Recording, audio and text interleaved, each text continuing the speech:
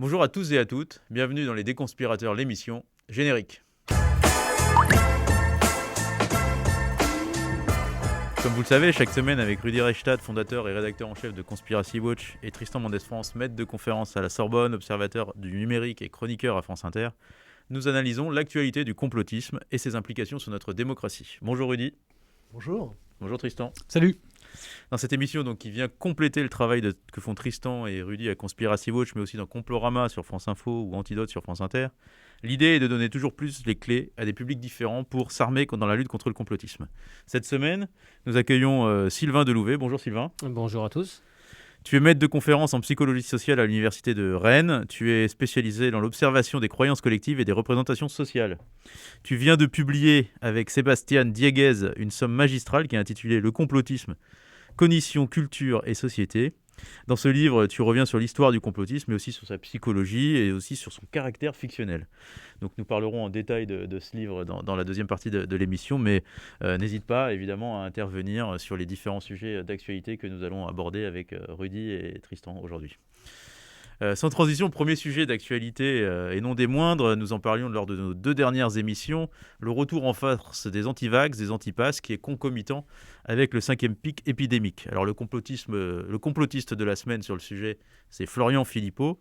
On le sait, depuis le début de la crise sanitaire, Philippot est devenu l'une des figures emblématiques de la lutte contre le pass sanitaire et contre le vaccin. Cela a été amplement documenté ici à Conspiracy Watch ou ailleurs. Alors il s'approprie tous les thèmes explosifs qui y sont liés, le reconfinement en Autriche, les violences aux Pays-Bas, en passant par les grèves en Guadeloupe. Et c'est intéressant de vérifier un peu quelle a été l'évolution de Florian Philippot. Rudi, est-ce qu'il est devenu complotiste à la faveur de cette crise sanitaire ou est-ce qu'il est au contraire, il avait déjà fait des sorties complotistes avant ?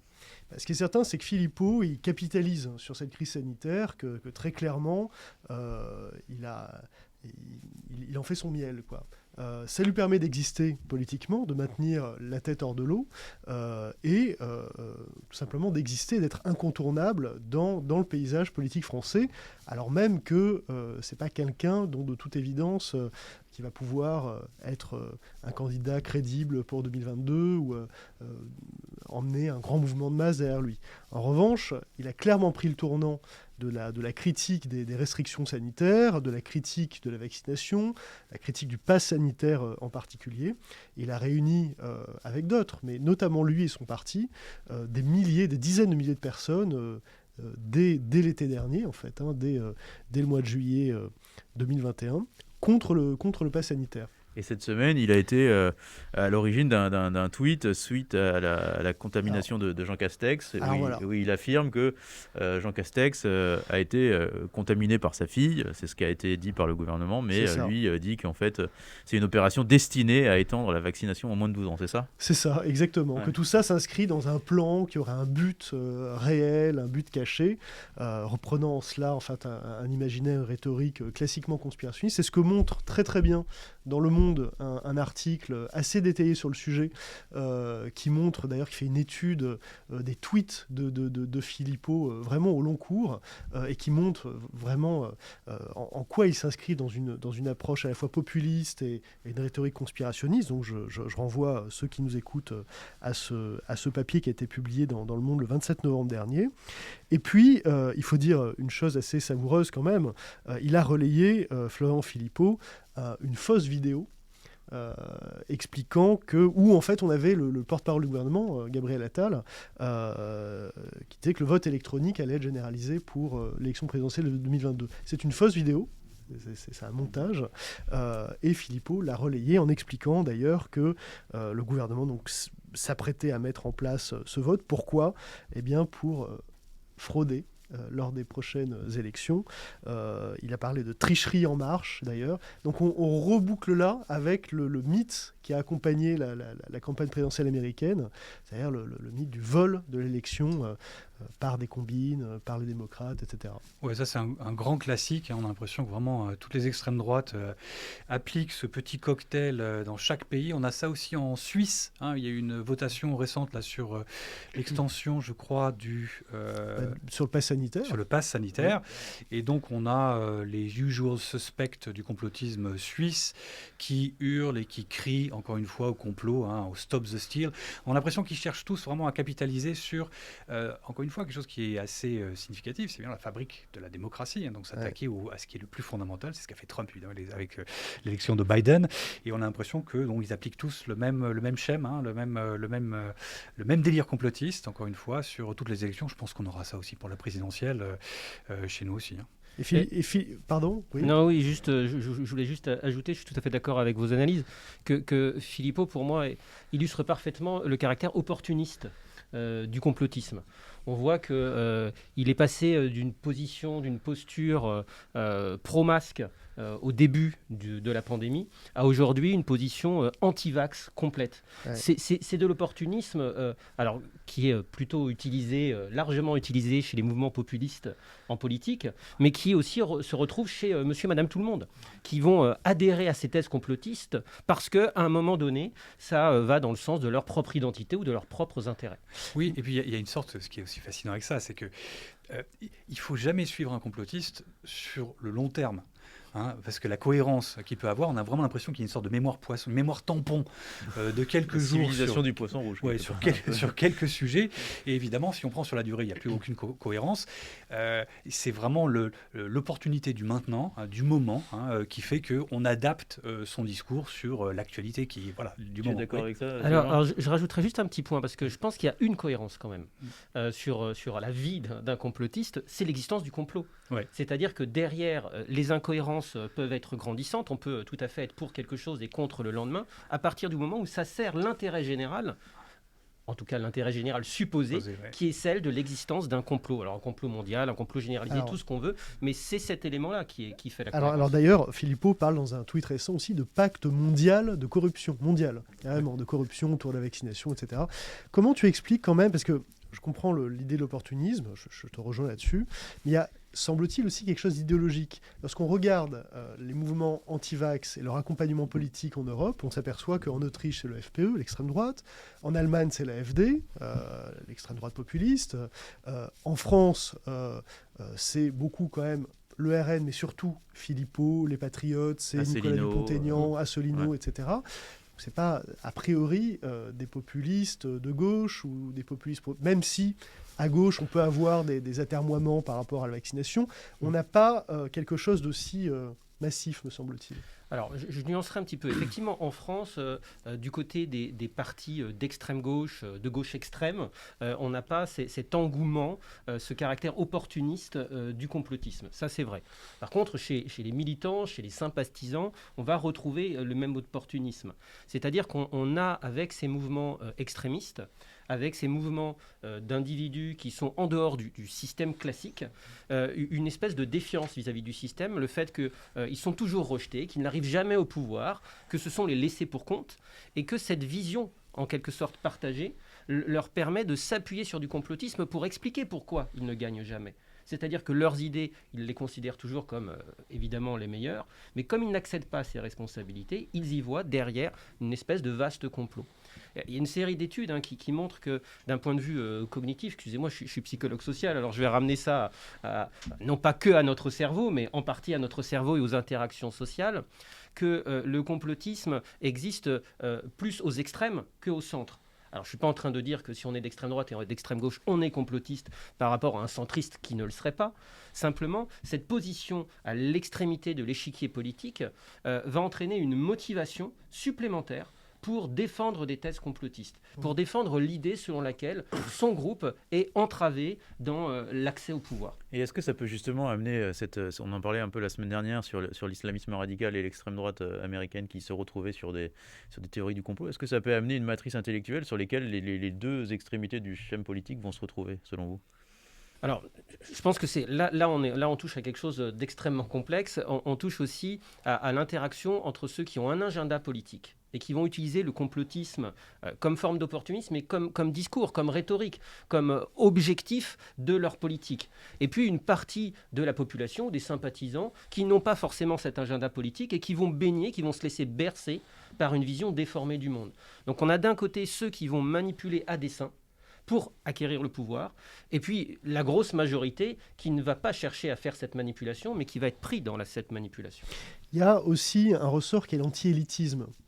Le rejet de toutes les élites, c'est quoi le lien avec le complotisme, cet anti-élitisme, l'anti-intellectualisme aussi Alors, je le mettrais même de manière plus générale, c'est une espèce de méfiance et de défiance vis-à-vis des autorités instituées. Alors que ce soit des gouvernements, que ce soit des autorités scientifiques, on l'a vu là avec la pandémie, hein, tous les scientifiques, quasiment tous, sont rejetés, sauf heureusement quelques célèbres scientifiques français en particulier, mais sinon tous les scientifiques sont rejetés. Du côté des religions, c'est la même chose. On voit que les religions instituées, en tout cas leur gouvernement, entre guillemets, sont critiqués, sont rejetés. Ce qui va fonctionner, c'est ce qui va rassembler tout à chacun, ce qui va faire sens, où on va avoir l'impression que grâce à nos propres recherches, on peut accéder à cette fameuse vérité. Alors du coup, Tristan, juste pour rebondir et boucler sur Philippot, c'est à peu près 300 000 followers sur Twitter, 292 000, je crois, j'ai regardé ce matin. Sur YouTube aussi. Quelles sont les communautés qu'il a agrégées autour de lui? Est-ce que tu as un peu pu regarder cette partie-là?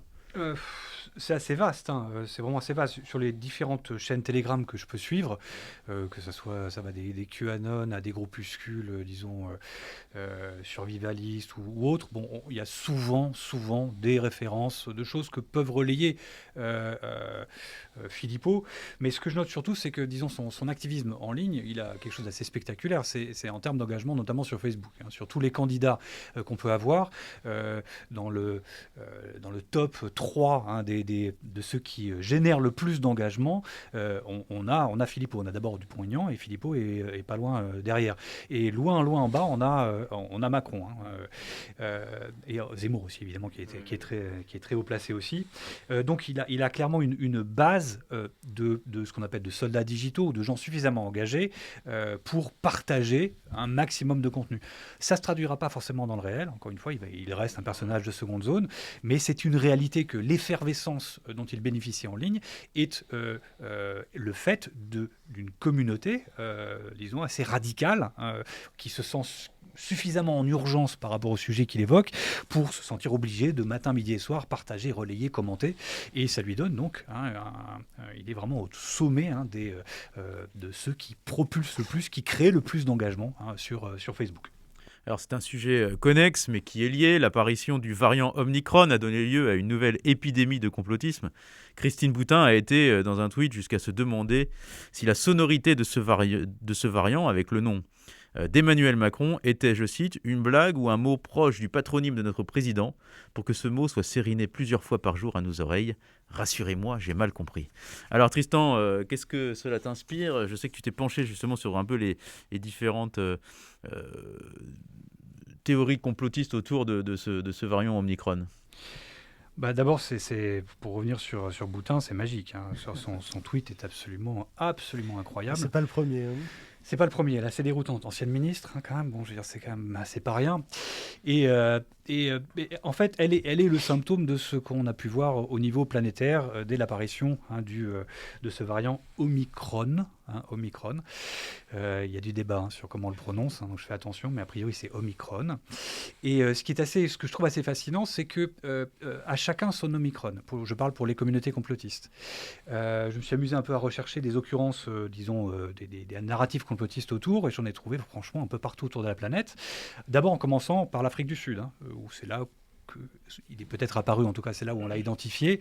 En Afrique du Sud, on a des communautés pastorales ou des communautés évangéliques, notamment des pasteurs, qui poussent l'idée que Omicron est en fait une invention des élites pour se faire de l'argent, qui poussent le fait qu'on pourrait soigner l'Omicron ce pseudo-variant qui existe ou qui n'existerait pas, mais qu'on pourrait le soigner avec, je crois que j'avais lu de l'ail et des prières. Bon, enfin bref.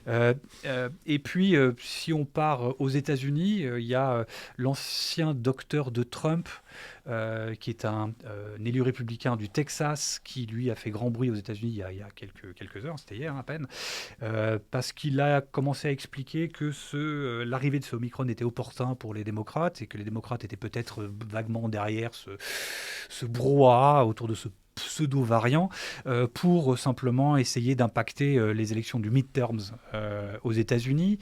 On peut repartir en Suisse, où il se trouve qu'on a eu une votation toute récente là, encore une fois sur le pass, sur le pass sanitaire. Et là, il y a eu pareil l'idée que l'Omicron serait apparu à ce moment-là pour justement essayer de radicaliser l'opinion et d'influer encore sur ces élections-là. Et puis on a des choses encore plus délirantes, franchement. Par exemple, aux États-Unis, on a des grands influenceurs d'extrême droite toujours qui expliquent que Omicron est l'anagramme de moronic qui veut dire abruti, et que donc le Deep State nous prendrait pour des idiots. Ils sont vraiment... c'est fou, mais c'est comme ça. Et puis il y a aussi, qui serait aussi l'anagramme de... Alors je vais quand même le noter, c'est de l'oncomyre. L'oncomyre qui serait un micro-ARN lié au cancer. Et donc, voilà, donc le Deep State s'amuse avec à inventer des termes et des mots pour laisser des petites traces pour que les chercheurs, les enquêteurs en ligne puissent les démasquer, ce qui est absurde. Bref, tout ça pour dire que on a là quelque chose de classique, de quasi systématique. À chaque éruption de quelque chose qui est relativement anxiogène et qui devient un objet médiatique central au niveau planétaire, viennent systématiquement s'agréger. Maintenant, c'est un passage obligé de multiples narratifs complotistes. Je dis aussi que le variant Delta, donc le Delta c'est un triangle, en grec, et Omicron, donc le O dessine un œil dans une pyramide, et que donc serait une allusion codée au symbole du nouvel ordre mondial, etc. Ça renvoie à la notion d'apophénie, le fait de surinterpréter les signes, de voir des signes là où il n'y en a pas. Ça aussi, c'est un trait de l'imaginaire complotiste, de la pensée complotiste. Alors, je n'en ai strictement aucune idée, mais ce que je voudrais rappeler tout de suite, c'est que pour préparer cette émission, j'ai fait mes propres recherches. J'ai fait mes propres recherches. Je ne suis pas venu les mains dans les poches quand même. C'est bien. Et j'ai pu trouver, je tiens notamment à le dire à Tristan, j'ai pu trouver un certain nombre de sites, voire un nombre certain de sites qui confirment ce que je pensais, d'où la vérité, que l'on dit Omicron. Et pas Omicron. Donc voilà, je voudrais montrer ma liberté de penser ici, puisqu'on m'empêche souvent de parler et que j'en ai une nouvelle fois l'occasion, que je préfère Omicron et que je n'ai pas d'autre avis sur ce variant que cela. Et que tu es victime de censure. Et que je suis... Et que la tout le monde preuve, t'empêche de le dire. La preuve que je suis victime de censure, c'est qu'on m'empêche de parler. Exactement. Et donc Omicron, donc d'où la sonorité avec Macron, c'est le sens du tweet de moi, en tout cas, je suis très heureux de savoir que Christine Boutin va bien, puisque nous avons très régulièrement un petit tweet comme ça qui nous permet de prendre de ses nouvelles. Donc ça, alors non, il faut quand même dire à ceux qui nous écoutent que ça ne va pas de soi que ce variant-là, sud-africain, ait été baptisé Omicron. Il aurait dû être baptisé, en fait, dans l'ordre de l'alphabet grec, Nu. Et finalement, Nu en anglais, ça donne New, et c'était sujet à confusion. New variant. Donc la lettre d'après, c'est Xi. Je ne sais pas si on prononce Xi, mais Xi, il se trouve que... J'ai pas fait de recherche. Non, j'ai pas fait de recherche. T'as pas fait de recherche. Là, vous me prenez au dépourvu. Là. Xi, il se trouve que c'est un nom très répandu dans le monde. C'est notamment le nom du leader, du premier chinois. Donc ça a été écarté par l'OMS pour ça aussi. Et donc la lettre qui suit, c'est la 15e lettre de l'alphabet grec, c'est Omicron. Et c'est pour ça que l'OMS a décidé de baptiser ce nouveau variant Omicron. Donc, a priori, pas de lien avec Emmanuel Macron et la présidentielle française. Et je pense qu'on entendra encore évidemment parler, et que ça n'en est qu'au début des prémices du commencement de tout un délire foutraque autour d'Omicron, simplement parce qu'évidemment, à l'horizon, tout le monde s'inquiète à l'international. Et tant qu'il sera la focale internationale des médias, et plus il sera un objet d'inquiétude, plus il sera un sujet évidemment de narratif complotiste. Il n'y a pas de doute. Alors, comme vous le voyez, il y a des débats sur la façon dont on le dit, Omicron ou Omicron. Ce qui est sûr, c'est qu'on dit Hold On. C'est toujours plus ou moins lié à la crise sanitaire. L'épisode 2 de Hold Up, quelque part, cette fois-ci intitulé Hold On. Alors, première partie... Qu'est-ce qui nous prouve qu'on dit Hold On et pas Hold On? Je crois que mon prof d'anglais en 3e et en 6e me disait ça. Appel à l'autorité, voilà une nouvelle preuve de la puissance du L'argument système. d'autorité. Exactement. La première partie donc, de ce documentaire Hold On, Primum Nocere, a été mise en ligne le 22 novembre dernier. Donc c'est la suite, comme je le disais, de Hold Up, avec une image qui est un peu plus léchée, un peu plus travaillée. Sur le fond, en revanche, il n'y a pas grand-chose de nouveau. Le film dure 150 minutes et reprend les mêmes procédés que le premier opus. Alors, Rudy et Tristan, vous avez pu visionner cette première partie de Hold On. Qui sont les personnages un peu clés de cette première partie? Lalanne. Francis Lalanne, personnage clé. Alors, vas-y, raconte-nous. Pourtant, il intervient plutôt vers la fin. Bon, il intervient effectivement à la fin, mais le simple fait qu'il soit dessus, je crois que ça signe, c'est une signature éliminatoire, disons, pour ce pseudo-documentaire. Bon, après, il y a finalement d'autres personnages. Moi, encore une fois, c'est plus le phénomène, encore une fois, moi, qui m'intéresse de ce Hold Up 2. C'est vrai qu'on l'attendait depuis assez longtemps. Et alors, effectivement, à l'intérieur, qu'est-ce qu'on a? On a quand même des personnages, effectivement, un peu inattendus, qu'on n'avait pas dans le premier, par exemple. On a Étienne Chouard. Ouais. Étienne Chouard qui avait été le professeur qui avait été à l'origine de cette pétition contre le traité constitutionnel européen, qui ensuite... Ah ouais, tu remontes très loin. Ouais, en très 2005. loin, Ouais. Il est prof d'éco-gestion à Marseille. Dans la région de Marseille, c'est ça. Et en fait, oui, ça a été une des figures du non au référendum contre le traité constitutionnel européen en 2005. Et puis très vite, il s'est mis à frayer avec la sphère complotiste, notamment sur le 11 septembre, avec les gens de Open, avec Thierry Messant, proche de la sphère soralienne ensuite. Et puis... jusqu'à récemment au micro de Denis Robert, interviewé par Denis Robert pour Le Média, je crois que c'était en 2019, sur ses hésitations par rapport à la sphère négationniste, etc. Il disait mais il faut qu'il y ait un débat, moi j'en sais rien, je ne sais pas, etc. Bon voilà, mais passons sur Étienne Chouard. Étienne Chouard, c'est pas si surprenant parce que ça fait des mois et des mois quand même qu'il est complètement anti-vax, qu'il est sur les positions des gens qui ont fait Hold Up, etc. Mémoire, il l'avait partagé.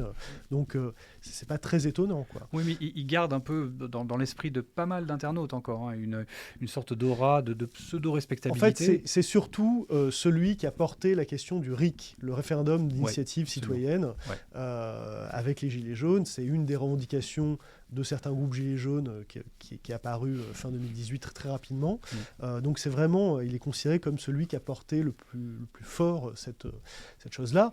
Mais par ailleurs, c'est quelqu'un qui se compromet très régulièrement et depuis des années avec toutes sortes de théories du complot, quoi. Sylvain, toi, ton take sur Hold Up 2? Alors, moi, c'est parce que dans le livre, vous parlez justement des passerelles entre cinéma et complot, et vous écrivez notamment que croire au complot, c'est croire à l'image, ou du moins chercher l'image qui sera la preuve irréfutable du complot. Alors, est-ce que Hold On, justement, et Hold Up vont avec cette phrase? Oui, c'est-à-dire que en fait, là je l'ai vraiment vu comme un film au cinéma, et comme les films au cinéma, généralement, dans les suites, je préfère toujours le premier opus. Et là, également. C'est-à-dire que j'ai été un peu déçu, voilà, je dois le dire. Alors non pas au réalisateur, puisque cette fois-ci c'est une équipe de journalistes engagés qui signent ce deuxième opus. J'ai été un peu déçu, c'est-à-dire que on tombe tout de suite directement dans le pathos. Dans l'affectif, on a à peu près une heure et demie d'éléments qui sont liés vraiment, oui, à l'affect, alors que le premier opus était plus classique, quand on connaît la rhétorique complotiste. Le premier opus faisait penser à ces documentaires américains suite au 11 septembre, où on avait vraiment un mélange pendant une bonne partie de questions tout à fait pertinentes, qui semaient le doute, qui interrogeaient, avant de tomber dans un réel complotisme. Là, ici, cette fois-ci, cette équipe de journalistes engagés ne prend pas de pincettes. Directement, au bout d'une minute, on a compris.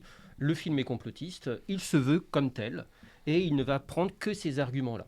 Donc d'abord, avec tous les aspects affectifs des personnes qui sont malheureusement décédées, mais dont on attribue le décès au vaccin, dont on attribue le décès au gouvernement ou à fameux Big Pharma. On a parmi les figures, on a Jean-Dominique Michel. Oui. J'ose même pas le qualifier. Dit anthropologue de la santé, il se parle comme ça en tout cas. Lui. C'est ça, il se présente comme anthropologue de la santé, il n'est ni anthropologue ni spécialiste de la santé, mais qui nous fait un très très long discours sur la manipulation des gouvernements, des laboratoires pharmaceutiques, le fait que selon lui, la pandémie n'existe pas. Il n'y a jamais eu de pandémie, il n'y a pas de pandémie. Donc avec nombre de chiffres à la clé. On voit également dans ce documentaire une série d'illustrations de ce qu'on appelle le millefeuille argumentatif, ce que Gérald Bronner souligne à plusieurs reprises dans ses livres, cette idée où qu'on accumule toute une série d'éléments censés être des preuves qui donnent in fine l'impression qu'on a un argumentaire. Mais si on s'arrête... Et qu'il n'y a pas de fumée sans feu. Exactement. Mais si on s'arrête, si on prend un détail à la fois, ça ne tient pas.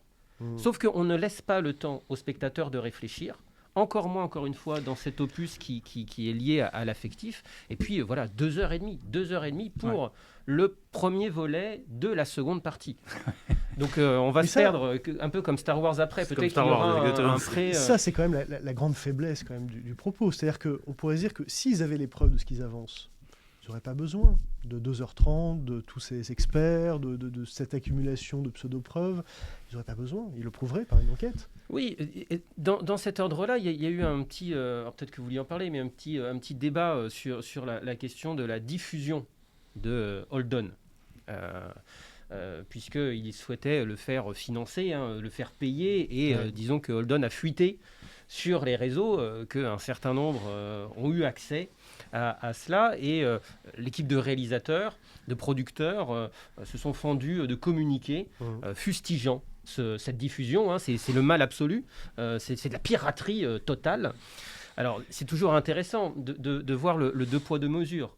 C'est-à-dire qu'ils se présentent comme des lanceurs d'alerte, qui sont là pour révéler la vérité au monde, et dans le même temps, il faut quand même financer tout ça. Il faut quand même financer. Il faut financer tout ça, et il faut garder cette vérité. Seuls ceux qui veulent payer peuvent avoir accès à cette vérité. Il faut savoir que le documentaire, je termine juste sur ce film, était déjà préfinancé. C'est-à-dire que les différents dons depuis Hold Up avaient permis et ont permis de financer celui-là. Ben oui, ils avaient un capital, un trésor de guerre de plus de 300 000 euros déjà. C'est ça. Donc bon, je pense qu'ils avaient les moyens effectivement d'aller un peu plus loin. Alors juste ce qui est drôle, juste en passant, il y a un mini psychodrame effectivement au sein de la communauté, de ceux qui ont suivi, qui regardent et qui gravitent autour de Hold Up, c'est qu'évidemment les premiers éléments du documentaire du film qui ont fuité ont été véhiculés ou ont été rendus publics par justement Lalanne, qui lui-même intervient, qui était tellement excité à l'idée de pouvoir partager le fait qu'il était dans ce documentaire, qu'il a été le premier à diffuser 2 liens ou plusieurs liens ou un lien YouTube, qu'évidemment tout le monde s'est empressé de pomper. Et juste une petite chose aussi, c'est que dans le communiqué, évidemment il y a le communiqué pour dénoncer le fait que ce documentaire a été lâché dans la pampa et dans la nature. Il y a aussi un bon paquet de pathos où ils disent qu'il faut, pour sauver nos enfants, pour l'avenir de nos enfants, payer les mecs, payer les 13 euros, 13 euros quand même, 13 euros pour acheter le documentaire. Après, pour l'avoir de façon temporaire, je crois que c'est un petit peu moins, mais je crois que c'était pas loin entre 13 et 15 euros, ce qui est vraiment pas rien. Et ils ont aussi joué sur la corde sensible en disant, voilà, si vous payez pas, vous risquez de mettre en danger la partie 2 de Hold On, qui devrait sortir dans les mois ou dans les années qui viennent. Et dernière petite chose, ce Hold On 2, il y a un sorte de preview à la fin de Hold On 1, donc bref, dans le documentaire, dans le film qui vient de sortir. Donc dans Primum Not Cheré, si j'ai bien compris. Teaser un peu. Et dans ce teaser, on voit des trucs absolument délirants. Et apparemment, vraisemblablement, il va y avoir une focale sur les chemtrails, sur le climat comme je sais pas moi, instrument de guerre de l'élite mondialiste, etc. Donc je pense que s'il y en a la partie 2 risque d'être aussi foutraque que la première, quoi. Plusieurs choses dans le désordre. Ce qu'il faut dire, c'est que le titre du film, Primum Nocere, ça vient en fait du serment d'Hippocrate, dont le premier article est Primum primum non nocere, qui veut dire d'abord ne pas nuire. Un médecin, avant de soigner, d'abord, ce qu'il doit faire, c'est ne pas nuire. Il ne pas porter atteinte à la santé de son patient. Donc là, il y a l'idée, dès le titre, qu'il y a un complot contre la santé. Un complot médical. D'abord nuire. Voilà, c'est ça. Ouais. C'est le titre du film. Ouais. Holden, ça veut dire tenez bon, quoi. Ouais. Et juste sur Francis Lalanne, on l'a pas dit, mais en fait, pas qu'il nous harcèle, mais régulièrement, il vient nous parler à toi et moi. Enfin, c'est parce qu'il veut venir dans l'émission. Je sais pas, peut-être.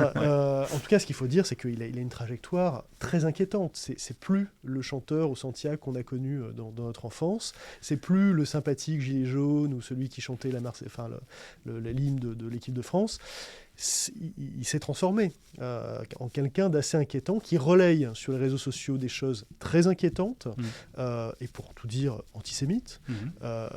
C'est le cas d'un visuel qu'il a relayé il y a quelques jours qui est une iconographie qui renvoie au complot judéo-maçonnique. Et une iconographie qui a plusieurs dizaines d'années, de toute évidence. Donc on n'a pas réussi à retrouver exactement la source. On va travailler, je pense qu'on finira par retrouver ça, mais c'est clairement un imaginaire anti-judéo-maçonnique. Donc s'il ne le sait pas, il le saura grâce à cette émission, il pourra faire amende honorable, ou bien il assumera. Et voilà. Mais bon, il y a d'autres personnages quand même dans ce film, ils sont pas tous, je crois que la plupart sont présentés par leur prénom uniquement. Il y a un certain Pierre, mais qu'on connaît bien, c'est Pierre Jovanovic, par exemple, proche de Soral, qui apparaît dans ce film. Il y a aussi, alors qu'on connaît déjà, qui était dans le premier, Christian Perron et Astrid Stuckelberger, Jean-Dominique Michel, tu en as parlé, Amin Humlil, et puis Maître Emmanuel Ludo. C'est un avocat bien connu parce qu'il a défendu Saddam Hussein et aussi Youssouf Fofana, le tortionnaire d'Ilan Halimi. Donc c'est pas un avocat lambda, c'est pas une personnalité lambda. De le retrouver dans ce film, ça raconte quelque chose aussi. Alors, troisième sujet d'actualité, Rudy, c'est ce suicide d'un directeur d'hôpital allemand, Thomas Jentges, qui s'est suicidé et un délire complotiste s'est ouvert autour de lui. Est-ce que tu peux nous raconter cette histoire ? Oui, tout simplement, c'est un directeur d'hôpital à Chemnitz. Il s'est suicidé le 2 novembre. Et sur les réseaux conspirationnistes, on explique qu'il aurait laissé une lettre d'adieu dans laquelle il qualifierait la vaccination de génocide. Et donc, on laisse supposer qu'il a été suicidé, qu'on s'en est débarrassé. Et puis les médias allemands et français ont fait leur travail, ils ont contre-enquêté. Il n'existe pas de lettre de ce type-là.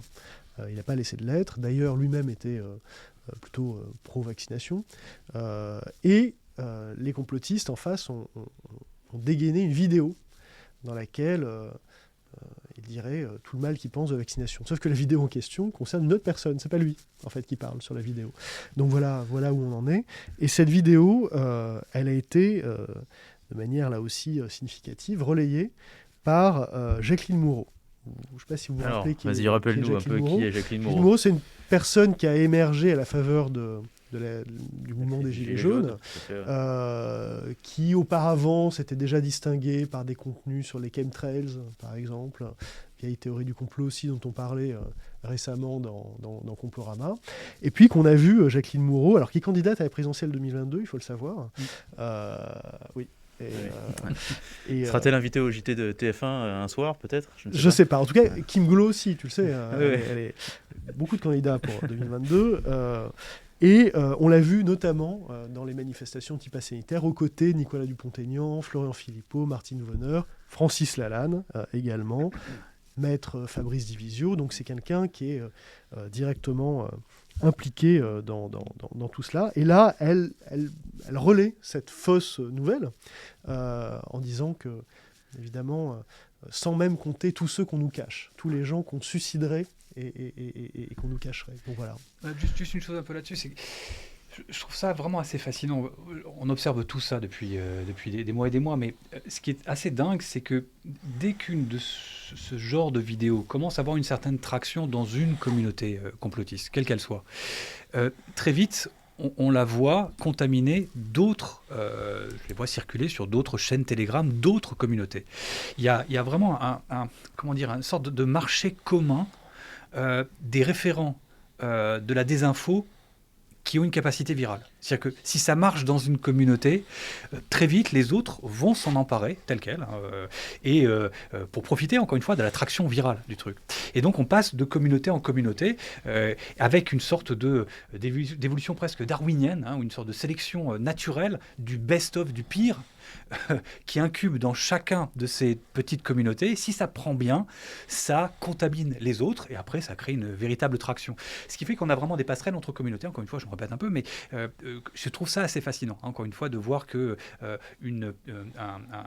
un événement spécifique ou une focale ou une fausse vidéo vraiment ne va pas rester cantonné à un milieu ou à certains émetteurs.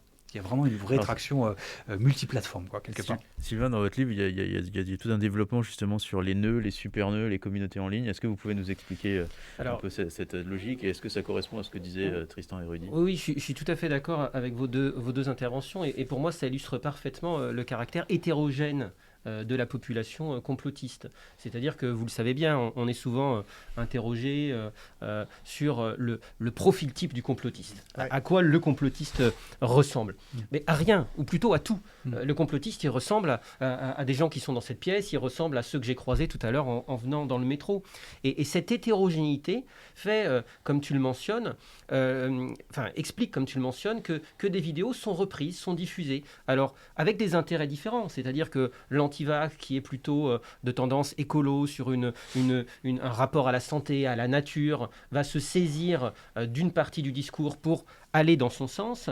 Le complotiste, qui serait plutôt d'extrême droite, va lui insister sur le lobby, alors franc-maçon, judéo-maçonnique de manière globale, ou les grands industriels qui sont derrière. Mais c'est le même document qui va circuler, c'est le même document qui va être repris. Et ça donne cette idée de réseau. Alors, on le voit parfaitement avec les réseaux sociaux numériques, qui fait que chacun va se saisir à un moment d'un élément. Parfois, ça va s'agréger. On l'a vu il y a quelques mois dans cette espèce de grand raoult sur une plateforme de vidéo en ligne, pour ne pas la nommer. Donc sur YouTube, où en même temps, on avait les grandes figures du complotisme de la santé. Vous vous souvenez, où en fait chacun a ramené sa communauté et on a vu une porosité, c'est-à-dire que certains suivaient à la fois et Crèvecoeur et Casas Novas, etc. Mais ils ont pu se rencontrer aussi, ils ont pu entendre d'autres choses. Le discours va circuler, les pensées vont circuler. Cette fameuse mentalité complotiste va se développer par ces croisements, par ces interactions constantes un effet synergie. Oui, complètement. Mais pourquoi un effet de synergie plutôt qu'une déperdition ? On pourrait se dire finalement, les gens qui aiment Crèvecoeur sont pas les mêmes que ceux qui aiment, je sais pas, Tal Chaleur ou Chloé Framery. Oui. Donc à un moment, les voir ensemble parler d'autres choses et de partir sur leurs thèmes respectifs, ça peut peut-être décourager certains et les détourner justement. Non, parce que, oui, j'entends, mais en fait, il y a une motivation qui est derrière tout ça. Ce qu'on explique dans le livre avec Sébastien Dieguez, donc on est deux à co-signer cet ouvrage, c'est que pour nous, le complotisme, on le conçoit comme une pratique. Alors ça peut paraître bizarre, puisque souvent on essaye de définir le complotisme comme des attitudes, des croyances, mais pour nous, c'est un peu dans notre conclusion, on explique que pour nous c'est une pratique qui s'acquiert, qui s'apprend. Un sport, quoi. Oui, un peu, on va se socialiser et aussi. On s'entraîne du coup. On s'entraîne, on va se socialiser avec ça, c'est une pratique qui émerge dans la discussion collective, et puis parce qu'on y a un intérêt, c'est-à-dire qu'on ne devient pas complotiste en quelque sorte, si j'exagérais, on est complotiste, et du coup on va chercher ces discours qui vont entretenir cette pensée-là. C'est cette pensée qui est une pensée de méfiance, de défiance, qui est une pensée très polarisée. On le voit, on a beaucoup d'études aux États-Unis sur démocrates et républicains, alors surtout sur républicains en l'occurrence, où on montre que le discours complotiste, c'est un discours d'identité sociale, c'est un marqueur politique, un marqueur identitaire. Donc si je le considère comme un marqueur identitaire, ça veut dire que ça fait partie de moi-même. Ça me définit. Ouais. Donc si vous attaquez ma croyance, vous m'attaquez moi. Vous m'attaquez moi. Ouais. On sent qu'il y a des enjeux existentiels pour certains. Je veux dire que c'est ça qui est des fois le mur auquel on s'affronte quand on discute avec des profils parfois un peu complotistes. C'est qu'on a vraiment l'impression que c'est un enjeu existentiel pour eux. C'est que s'attaquer à ça, c'est pas identitaire. À eux, ouais. C'est qu'on ne s'attaque pas simplement à un argument. C'est qu'on s'attaque vraiment à quelque chose de constitutif d'une vision du monde. Et c'est ça ce qui braque souvent les échanges qu'on peut avoir. Et c'est complexe d'ailleurs d'appréhender une conversation avec quelqu'un quand on sait que se joue pour lui son univers dans la conversation. Alors que pour nous, non. Quand on échange avec lui, c'est une question de fait. On n'est pas d'accord sur tel ou tel point. On te dit que ça, c'est foutraque ou pas. Bon, discutons-en. Complexe. Il n'y a pas une égalité d'échange. On n'est pas sur le même terrain. On n'est pas sur le même pied, quoi, clairement. Et alors justement, ça va faire le lien avec le livre. On va arriver sur peut-être la conclusion du livre, mais on va revenir après au démarrage. Vous à la fin du livre, vous essayez de voir de donner des pistes sur comment discuter avec un complotiste. Et alors vous donnez différentes possibilités. Vous dites qu'il faut délivrer quand même des messages de confiance, une certaine empathie, éviter l'ironie et la dérision et cultiver l'esprit critique. Est-ce que vous pouvez développer un peu ces différents aspects ? Alors oui, surtout que en fait cette conclusion est globalement le livre avec Sébastien Dieguez. L'objectif premier était de faire un point sur la littérature scientifique. Ça n'est pas un pamphlet, alors, je n'ai rien contre les pamphlets, ce n'était pas une œuvre de l'esprit pur, c'était vraiment de se dire, voilà, ça fait plusieurs années qu'on travaille sur le sujet, il y a énormément de publications, on l'évoquait tout à l'heure, juste si je prends la psychologie scientifique, qui n'est qu'un tout petit champ, il y a plusieurs publications qui sortent tous les mois. Pour faire face à la lecture rien que de la publication scientifique, c'est compliqué. Donc si on élargit ça aux sciences humaines et aux sciences sociales, on se retrouve confronté à un déferlement de littérature sur le sujet. Donc l'idée était de se dire, on va se poser, on va s'arrêter un instant. On va essayer de faire une synthèse de ce qui existe et puis de donner notre point de vue. C'est-à-dire de dire ce qui, pour nous, devrait être creusé, ce qui pose souci, ce qui interroge, alors que ça n'est pas interrogé. Peut-être qu'on aura l'occasion de parler des échelles de mesure, comment on mesure le complotisme. Voilà, en psychologie, en sociologie, on le fait depuis longtemps. Et souvent, on ne se pose pas la question réellement de ce que l'on fait. Donc ça mériterait d'être creusé. Donc voilà, on l'a voulu comme ça, cet ouvrage. Ce qui fait qu'à la fin, ce ne sont pas nos propositions, ce que vous évoquez, mais ce sont les propositions qu'on retrouve dans la littérature et sur lesquelles on essaye de se positionner un petit peu. Si je prends le dernier, l'un des derniers sur lequel on avance, à savoir l'éducation à l'esprit critique. Alors on a beaucoup de travaux qui expliquent, donner à l'appui, qu'il faudrait développer l'esprit critique encore plus. Nous, on souhaite s'arrêter un instant sur cette volonté un peu incantatoire. D'abord, évidemment, qui serait contre l'esprit critique ? Oui, Même le pire des complotistes est pour l'esprit critique. Ouais. Mais surtout, ce qui nous pose souci, c'est que, d'une part, ça remet un petit peu en cause tout de même le travail de l'éducation, des enseignants. C'est comme si on considérait qu'ils ne faisaient pas leur travail et qu'il n'y avait pas assez d'esprit à l'école, critique à l'école, et qu'il fallait donc le développer. C'est pour nous déjà un problème que de souligner ça. Et puis surtout, ça consisterait à dire que seuls les enfants seraient notre clé d'entrée et qu'il faudrait travailler avec les enfants et les ados qui se laisseraient avoir par le complotisme. Alors justement, on t'avait reçu il y a 3 ans, je crois, ici. À l'époque, tu coordonnais, peut-être que c'est encore le cas, un programme de recherche financé par l'Agence nationale de la recherche sur le conspirationnisme, avec une équipe de chercheurs, dont Sébastien Dieguez d'ailleurs. Et l'idée, c'était de savoir qu'est-ce qui marche, qu'est-ce qui ne marche pas. Oui. Est-ce qu'aujourd'hui, on a la réponse ? Est-ce qu'on sait au moins ce qui ne marche pas ? Alors, effectivement, l'objectif de ce travail scientifique, c'était d'évaluer les dispositifs. Parce que, alors on le mentionne dans l'ouvrage, mais vous êtes bien placé pour le savoir, il existe beaucoup de dispositifs. Alors, certains portés par des associations, type loi 1901, par des associations de journalistes, par des gens dont on ne sait pas non plus trop d'où ils viennent. Donc, il y a beaucoup de dispositifs qui sont mis en place. Malheureusement, comme souvent, en France ou en Europe, très peu de ces dispositifs sont évalués. C'est-à-dire qu'on le fait, et puis on se dit que ça fonctionne ou que ça marche plus ou moins bien, mais il n'y a pas d'évaluation extérieure un petit peu objective. Donc nous souhaitions, avec ce programme de recherche, pouvoir intervenir dans des classes et regarder concrètement ce qui fonctionne, ce qui ne fonctionne pas. Alors on avait un magnifique objectif et on n'avait pas prévu, mais personne ne l'avait prévu, une pandémie. qui a fermé tous les accès aux classes le moment, c'est-à-dire la dernière année du projet. Il y a un pouvoir caché qui veut vous empêcher d'évaluer les dispositifs contre le complotisme. Alors c'est une des explications que nous avons eues dans le groupe. Nous l'avons assez rapidement écarté. Mais il est vrai qu'on en était arrivé. Alors, on a fait un état des lieux des dispositifs existants de différentes associations. On a essayé de voir ce qui était cohérent, ce qui allait ensemble. Alors, on reprend dans le livre un peu de ces idées, de ces présupposés qui sont derrière. Vous voyez, cette idée que parce qu'on est trop bête pour être intelligent, et donc on est complotiste. Si c'était que ça, ce serait simple. Il n'y aurait plus de complotisme. Il suffirait d'expliquer aux gens. Alors que, vous le savez bien, pour discuter avec des complotistes, ce n'est pas par des arguments rationnels que vous réussirez à le faire changer d'avis. Donc on a travaillé comme ça sur tous les présupposés d'un certain nombre d'actions. Et puis, lors de la dernière étape qui était celle du travail en classe, eh bien, toutes les classes ont été fermées pendant longtemps. Donc on n'a pas pu mener ce travail-là, qui va se poursuivre évidemment, mais sous d'autres formes, pour qu'on puisse aller travailler aussi avec des enseignants dans les classes. D'accord. Alors pour ce qui est par exemple de l'ironie et la dérision, alors effectivement, souvent on nous dit que c'est évidemment la chose à ne pas faire. Alors pourquoi c'est une chose à ne pas faire, et deux, après j'aimerais moi dire qu'est-ce qui, moi, me tente dans l'ironie et la dérision. Mais du côté... Alors, je vais peut-être commencer par là, et après, je te laisse juste répondre là-dessus. Je pressens évidemment que l'ironie et la dérision n'est peut-être pas le truc à faire, mais j'aimerais avoir les bons arguments, avoir les bons arguments à développer. Cela étant, moi, en tant qu'individu engagé en ligne, l'ironie et la dérision est pour moi parfois aussi une façon de dédramatiser les choses abjectes que je vois passer, ou les choses qui s'adressent directement à moi.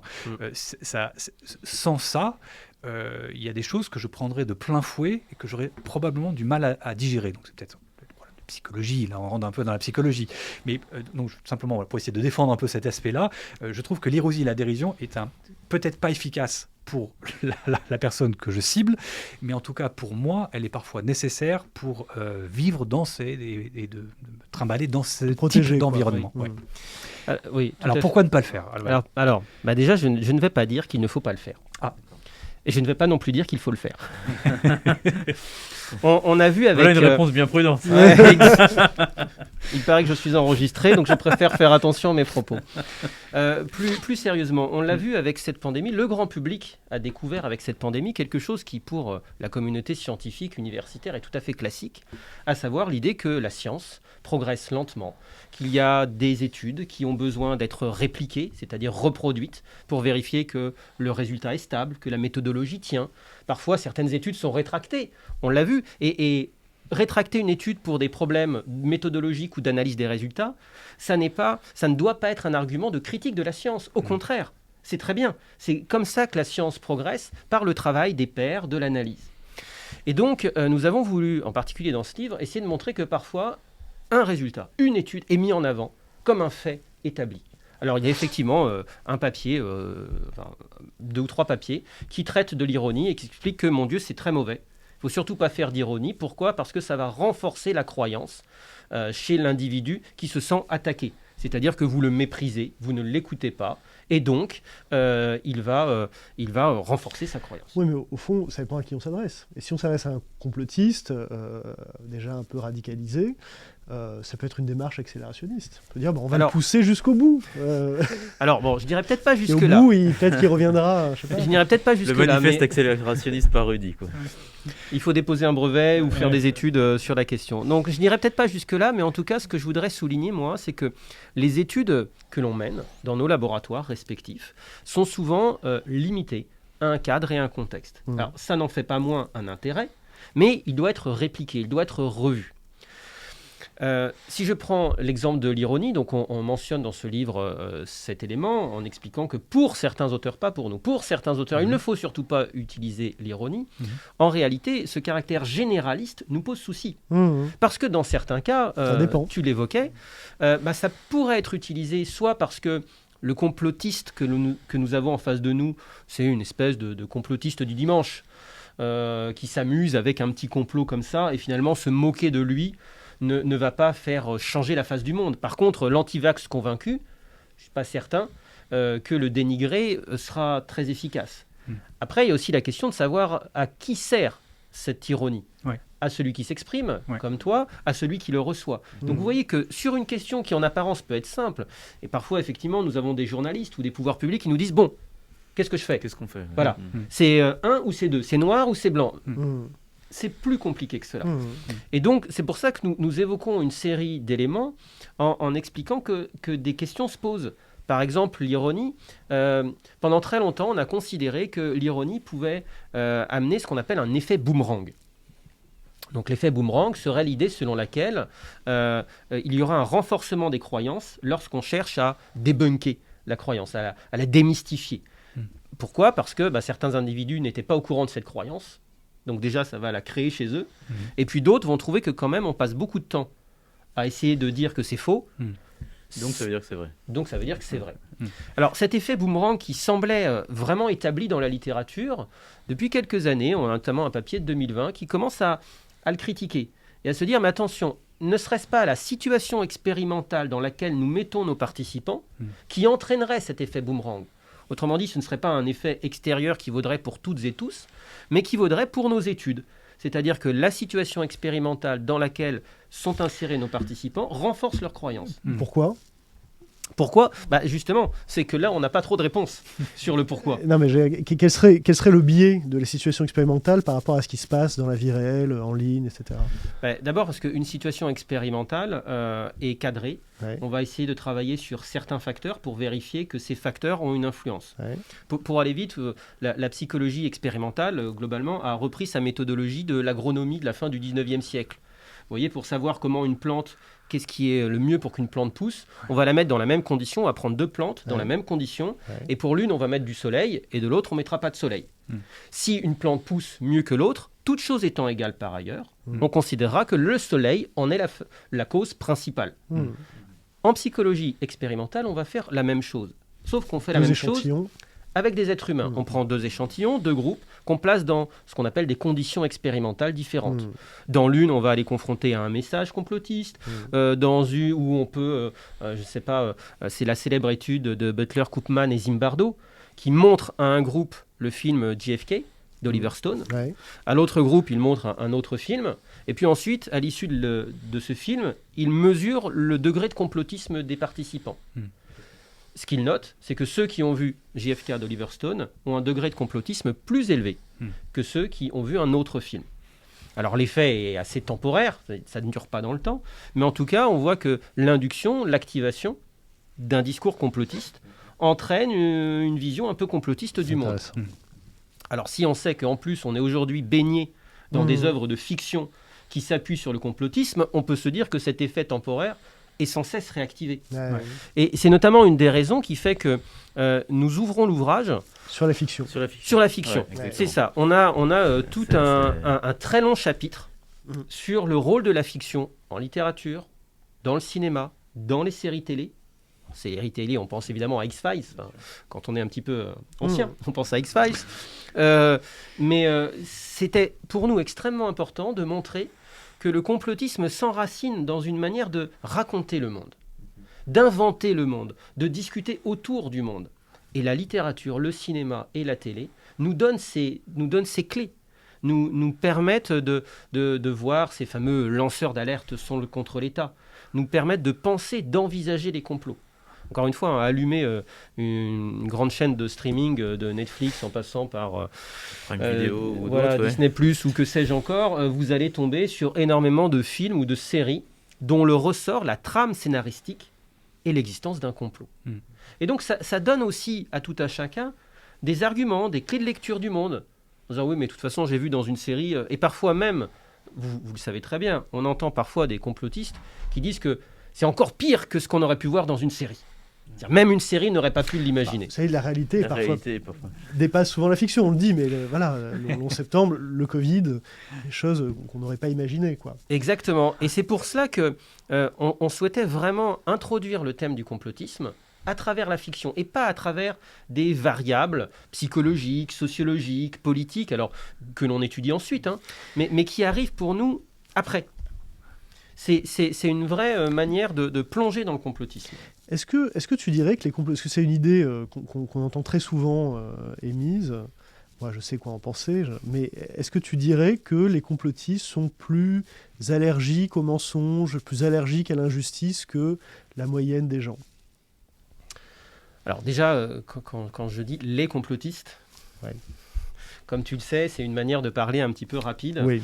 Mais c'est un effet de catégorisation sociale qui a tendance à mettre les complotistes à l'extérieur de notre groupe. Ce n'est pas nous, ce sont les autres. Les gens qui adhèrent à plusieurs théories du complot de manière assez... Ah oui, je suis embêtant. voilà. Alors, on a énormément d'études qui travaillent, qui ont montré, donné des résultats corrélationnels sur des variables personnologiques, sur toute une série de variables personnologiques. Alors, premier point qui est important pour moi de souligner, je suis désolé, on va refaire un peu de méthodologie, mais la corrélation, ce n'est pas de la causalité. C'est-à-dire que dire que quelqu'un qui a tel et tel trait de caractère, très méfiant, qui a tendance à s'ennuyer, voilà, que plus cette personne a ces traits de caractère, plus elle est complotiste. D'accord ? Ce sont des résultats qu'on trouve dans la littérature. Ça veut dire que l'inverse est vrai aussi, que plus on est complotiste, et plus on a cette vision-là. Donc il faut faire attention avec ces variables, parce qu'on a tendance parfois un peu à les simplifier et à dire, voilà, chez ces individus-là, par exemple, je l'ai moi-même fait tout à l'heure, j'ai eu tendance à dire que plus on était extrême sur l'échiquier politique, plus on était complotiste. Oui, mais l'inverse est vrai aussi. Plus on est complotiste, et plus on va être extrême sur l'échiquier politique. Et c'est un petit peu un objectif, mais un élément caractéristique de notre livre, c'est de concevoir le complotisme, je le disais tout à l'heure, comme une pratique, mais aussi comme une manière de voir le monde qui va induire ces fameuses variables personnologiques que nous évoquions. Et pas l'inverse. Enfin, en tout cas, aucune étude ne peut montrer. Pour l'instant, les quelques études de causalité qui existent sont très discutables, puisqu'elles induisent en laboratoire un complotisme. Encore une fois, tu es bien placé pour le savoir à Conspiracy Watch, que le complotisme baigne dans un univers socioculturel, idéologique. Vous avez fait référence à plusieurs reprises sur des utilisations d'illustrations qui ne sont pas neutres. Donc voilà, créer en laboratoire de toutes pièces un individu complotiste, c'est compliqué, c'est discutable. Et surtout, ça enlève l'histoire du groupe. Ça enlève la volonté de se positionner, ça enlève la polarisation, ça enlève la question existentielle ou identitaire que l'on évoquait précédemment. Donc ce complotisme, pour nous, c'est une manière de voir le monde dans laquelle les gens sont inscrits. Mais a priori, c'est-à-dire pour essayer de simplifier, j'ai commencé ma carrière sur les croyances collectives. Les théories du complot, pour moi, étaient un exemple de croyances. Je travaillais sur les rumeurs également, ou sur les représentations sociales. À ce moment-là, je travaillais sur des théories particulières, ou plutôt je travaillais sur ce qu'on appelle la théorisation naïve. Comment les gens créent une théorie du complot. Comment ils l'inventent, comment ils ne font pas n'importe quoi, quelle est la logique sociale qui est derrière. Puis, l'environnement aidant, que ce soit les attentats ou surtout la pandémie, mais avant les attentats, je suis passé, et d'autres collègues, à l'étude de la mentalité complotiste. On ne s'intéresse plus, je parle en psychologie, à des théories du complot particulières, ce que peuvent continuer à faire des politistes, des historiens, des juristes, des sociologues, mais on va s'intéresser à la mentalité complotiste. Comment les gens pensent le complot. Donc là, c'est en gros l'essentiel de la littérature aujourd'hui en psychologie pour aller vite, sachant qu'à l'intérieur, il y a ceux qui vont s'intéresser aux biais cognitifs uniquement, en disant que c'est un problème de notre cerveau, voilà, qui fait qu'on raisonne mal. Ça nous semble un peu simpliste, parce que si c'était juste un problème de notre cerveau, on pourrait le contrer. D'autres qui vont dire que non, il s'agit plus de besoins épistémiques, de besoins d'identité sociale. Et puis, on en est arrivé, et avec Sébastien Dieguez, qui est chercheur en Suisse, pour la petite anecdote, vous savez, comme dans Holden, on a toujours besoin d'un Suisse pour parler de complot. Donc voilà. Et puis en psychologie francophone, l'un des premiers articles sur la thématique est dû à Pascal Wagner-Egger et Adrian Bangarter, qui sont deux chercheurs à Fribourg et à Neuchâtel en Suisse. Je les ai ouverts en 2009, tu vois. Eh ben voilà. Et donc avec Sébastien, on en est venu, et c'est c'est ce qu'on veut développer dans ce livre, à l'idée qu'aujourd'hui, après les théories du complot spécifiques, après la mentalité complotiste, on en arrive à ce que nous on appelle, enfin pas le seul, le complotisme. Et c'est cette attitude-là qui change les choses. C'est-à-dire qu'on ne s'intéresse plus à des individus qui peuvent adhérer à un discours complotiste, on s'intéresse à des individus qui baignent dans le complotisme et qui finalement savent très bien ce qu'ils regardent et ce qu'ils vont voir. Ils ne vont pas se laisser avoir en regardant Hold On ou Hold Up. En fait, ils vont aller le chercher. C'est l'exemple c'est cette volonté de croire à quelque chose, c'est cette volonté de créer une cause commune, c'est ça qui les motive, qui motive cet opportunisme du complotisme dont vous parlez justement. Oui, et ce n'est pas une forme d'influence sociale où en regardant quelques minutes Hold Up, ils deviendraient complotistes. Ouais. En fait, quand ils vont aller le regarder, ils le sont déjà. Bah oui, payer 13 €. À faire la démarche proactive d'aller payer 13 € pour regarder le film, je ne pense pas que quelqu'un y aille sans avoir un prérequis, disons, complotiste assez flagrant. Oui, bien sûr. Oui, exactement. On prend cet exemple à la fin du livre. Enfin, quand vous regardez un tour de magie, un film pornographique, vous savez très bien ce que vous regardez. Ouais. Vous ne découvrez pas oh mon Dieu. Alors là, je ne m'attendais pas du tout à ça. Non, pour le complotisme, il nous semble que c'est un peu la même chose.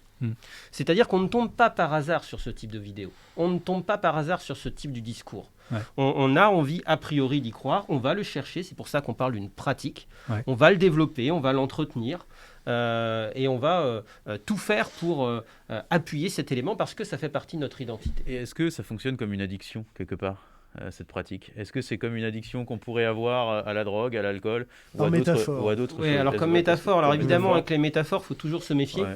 Ouais. Parce que même si cette métaphore peut paraître séduisante, elle pourrait amener à penser qu'il s'agit d'une pathologie. Oui, d'accord, je comprends. Voilà. Ouais, okay. Alors attention, on évoque aussi dans ce livre, on a tout un passage sur cette question, et il y a tout un courant de recherche qui accuse les études du complotisme de pathologiser le complotisme. On dit, oh mon Dieu, alors surtout nous les psychologues, on est les pires, on pathologiserait le complotisme. Avec Sébastien, on est allé regarder dans la littérature, on est allé chercher, est-ce qu'il y a vraiment des textes qui pathologisent le complotisme? En fait, non. En fait, non. Quasiment tous les travaux ne le pathologisent pas. Depuis longtemps, d'ailleurs. Ne le psychologisent pas, exactement, depuis longtemps. Pourtant, il y a cette idée qu'on aurait tendance à ramener ça à l'individu. Mais sans doute parce que dans la presse aussi, et sans doute aussi dans l'histoire des idées, cette métaphore, elle est très souvent faite. L'idée d'une pandémie complotiste, l'idée de l'opium, c'est ça que tu as dit? Oui, non, je ne me serais pas permis. Non, je parlais plutôt des unes de presse qu'on peut voir derrière. Enfin, je ne les vois pas toutes ici, mais où justement on va insister sur cet élément-là, avec aussi la figure du complotiste caché dans l'ombre. Est-ce que ça augmente? Je sais que la question est mal posée, mais toi tu travailles là-dessus aujourd'hui. Est-ce que si tu avais eu 20 ans de plus et qu'on était aujourd'hui à la fin des années 90 par exemple, est-ce que tu travaillerais là-dessus? Voilà. Qu'est-ce qui s'est passé ces 20 dernières années avec le complotisme? Pourquoi on en parle autant? Est-ce que c'est une bulle médiatique ou est-ce qu'il se passe quelque chose? Alors, médiatiquement, je ne sais pas si on peut le qualifier de bulle ou pas. D'un point de vue scientifique, en tout cas, on est confronté à une augmentation des travaux qui sont liés à l'impact social du complotisme. C'est-à-dire que là où il y a 20 ans, 30 ans, on pouvait penser aux petits hommes verts, aux reptiliens ou à des choses un petit peu extravagantes qui n'avaient pas d'implication et qui, du coup, mobilisaient peu de chercheurs. S'intéresser à quelques platistes dans le monde. Il y avait des papiers, mais c'était sur des choses assez confidentielles, les légendes urbaines, il y avait des choses déjà, mais c'était pas du tout le volume de production les savante sectes, l'emprise sectaire, ou des spécialistes de tel auteur ou de telle approche. Aujourd'hui, le complotisme devient, on le disait, une grille de lecture de la réalité, qui est sollicitée pour tout et n'importe quoi. Les attentats. Alors avant les catastrophes naturelles, on repense au tsunami en Asie du Sud-Est, plus récemment la pandémie. Tous ces éléments vont être décryptés à l'aune du complotisme. Alors si ce n'était que du décryptage, à la rigueur, je vous dirais que ça n'a pas un impact très important, mais on voit bien que considérer que la pandémie est une production, etc., ça a un impact en termes de santé publique. Ce n'est pas individuel, c'est pas à vous que je vais l'apprendre. La question de la politique va avoir un impact sur la montée des populismes en Europe ou dans le monde. Sur le réchauffement climatique, il en est de même. Donc je pense que l'impact aujourd'hui sociétal, je n'aime pas trop le qualificatif, explique que tout un chacun, c'est-à-dire les universitaires, mais les citoyens ou les politiques, tu fais partie, je crois, d'une commission chargée de se pencher sur ces problèmes, montre bien l'importance. C'est-à-dire qu'il ne s'agit plus que d'une question rhétorique, intellectuelle, qui intéresserait un petit cénacle d'individus qui voudraient changer la face du monde. Ça concerne tout le monde. Et c'est important ce fait que ça concerne tout le monde. Sébastien raconte une anecdote qui lui est arrivée directement, où après une discussion, quelqu'un lui demande « Mais vous, alors, vous êtes juif ?» Sous-entendu, mais si vous vous intéressez au complot, c'est parce que vous avez un intérêt personnel. C'était Mireille Zaki qui lui posait la question. C'était d'ailleurs une copine d'Étienne Chouard, et en Suisse sur un plateau de télévision. Et à la fin, oui, hors micro, elle lui dit ça. Exactement, avec cette idée-là qu'on aurait des intérêts personnels à défendre ces questions. Alors oui, on a des intérêts personnels qui sont des intérêts citoyens. Qui sont la lutte contre cette fameuse pandémie et donc pour une vaccination, qui sont les questions liées au réchauffement climatique, etc. Donc l'augmentation des travaux s'explique par l'augmentation de l'impact de ces théories dans la vie de tous les jours. Mais l'impact, alors est-ce que c'est une pure panique morale, encore une fois, et une bulle, ou est-ce qu'il se passe vraiment quelque chose? C'est-à-dire que c'est là-dessus que porte le débat, et tous les chercheurs ne sont pas d'accord. Tout à fait, mais je dirais en bon psychologue social qu'il existe ce qu'on appelle la prophétie autoréalisatrice. C'est que quand on pense que quelque chose va se produire, on le produit aussi, on peut le produire. Donc je ne sais pas si le débat réel a un intérêt de savoir si il y a panique morale ou si au contraire il se passe vraiment quelque chose de grave. De fait, il se passe quelque chose. Donc de fait, il faut agir. Vous le faites dans vos différentes émissions, dans vos différentes interventions. Nous, on va le faire, mais à un point de vue de scientifique, de chercheur. Des journalistes vont le faire d'un point de vue professionnel, eux aussi, en faisant les décodeurs du monde, l'IB Détox, etc. Chacun va le faire à son niveau parce qu'on est bien conscient de l'enjeu de ces croyances sur la sphère politique, sur la sphère publique. Il ne s'agit pas d'une croyance personnelle. Sur la société. Sur la société. Moi, que quelqu'un pense que Lady Di a été assassinée, grand bien lui fasse. Enfin, ça ne me pose pas grand problème. D'ailleurs, globalement, en tant que chercheur, je ne suis pas là pour que des éléments me posent directement problème, donner mon avis, mais pour plutôt comprendre les mécanismes cognitifs ou les mécanismes socio-cognitifs qui sont à l'œuvre dans ce type d'explication. Rappelons qu'une théorie du complot, une théorie du complot, c'est une explication d'un événement. Mais on pourrait expliquer cet événement par la religion, par la science, par le hasard, par plein d'autres choses. Certains choisissent cette explication. Le Covid, punition divine, ou la Terre se venge, ou bien c'est Big Pharma qui veut nous empoisonner pour vendre des vaccins. Dans les deux cas, c'est bien une explication. Eh bien, comme vous le voyez, le complotisme, cognition, culture, société, Sébastien Dieguez, Sylvain Delouvet chez Mardaga Supérieur. C'est une somme passionnante dans laquelle vous trouverez plein de choses pour avancer dans votre réflexion sur le complotisme. Qui sera un livre de référence. Qui sera un livre de référence, et cette émission aussi sera une émission de référence, à n'en pas douter. Retrouvez-nous sur les différents réseaux sociaux, likez, partagez, commentez cette émission. Retrouvez Tristan sur Antidote sur France Inter, Tristan et Rudy sur Complorama sur France Info. Merci Sylvain, merci de toutes ces informations que vous nous avez délivrées. À la semaine prochaine, on discutera de Pearl Harbor notamment. Salut. Merci.